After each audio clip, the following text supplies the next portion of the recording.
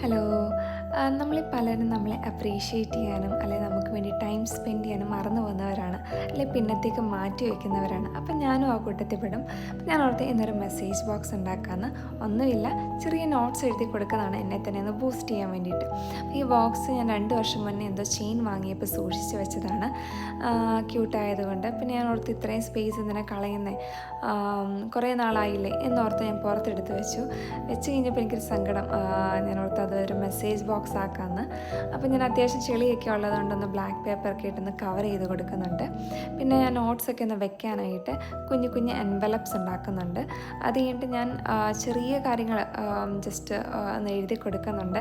അപ്പം ചെറുതാണെങ്കിലും ഞാൻ എനിക്ക് വേണ്ടി എടുക്കുന്ന എഫോർട്ട്, എനിക്ക് വേണ്ടി ആ ടൈം സ്പെൻഡ് ചെയ്യുമ്പോൾ എനിക്ക് വളരെ സന്തോഷം തോന്നും, അല്ലെങ്കിൽ ഞാൻ വളരെ സാറ്റിസ്ഫൈഡ് ആണ്. അതൊരു കുഞ്ഞു മോട്ടിവേഷൻ പോലെയാണ് നമുക്ക്.